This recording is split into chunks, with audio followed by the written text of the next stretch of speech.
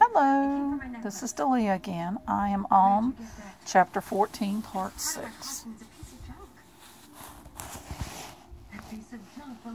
No, said Elena forcefully. I don't believe that, Stephen. His story had filled her with horror and pity, and fear too.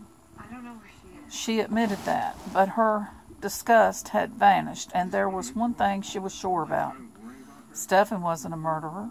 What happened tonight, Stephen? Did you argue with Tanner? I don't remember, he said bleakly. I used the power to persuade him to do what you wanted. Then I left, but later I felt the dizziness and the weakness come over me, as it has before. He looked up at her directly. The last time it happened was in the cemetery right by the church, the night Vicki Bennett was attacked.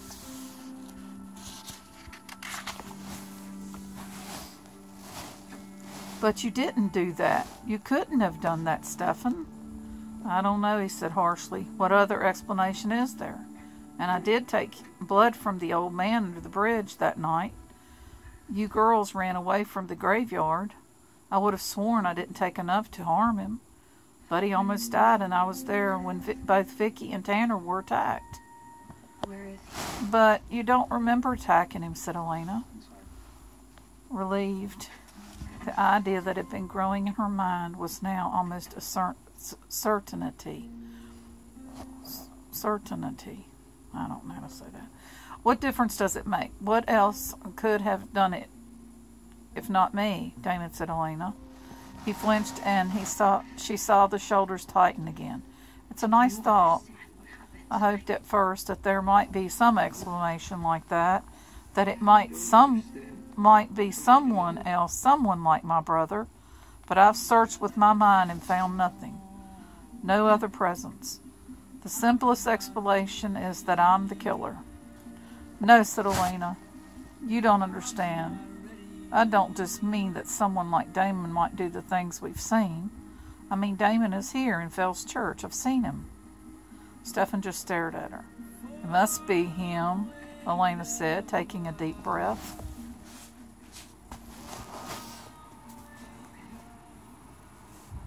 I've seen him twice now, maybe 3 times.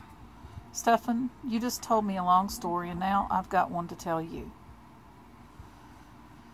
As quickly and simply as she could, she told him about what had happened in the gym and at Bonnie's house. His lips tightened into a white line as she told him how Damon had tried to kiss her. Her cheeks grew hot as she remembered her old response, how she had almost given in to him. But she told Stephen everything, about the crow too, and the other strange things that had happened since she had come home from France. And Stephen, I think Damon was at the haunted house tonight, she finished. Just after you felt dizzy in the front room, someone passed me. He was dressed up like death, in black robes and a hood. I couldn't see his face, but something about the way he moved was familiar. It was him, Stephen. Damon was there.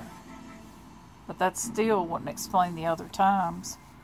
Vicki and the old man. I did take blood from the old man. Stephen's face was taut, as if he were almost afraid to hope. But you said yourself you didn't take enough to harm him, Stephen. Who knows what happened to that man after you left? Wouldn't it be the easiest thing in the world for Damon to attack him then? Especially if Damon's been spying on you all along. Maybe in some other form, like a crow, murmured Stephen. Like a crow? And as for Vicki, Stephen, you said that you can cast confusion over weaker minds, overpower them. Couldn't that be what Damon was doing to you? Overpowering your mind as you can overpower a human's? Okay, we'll go to the next chapter.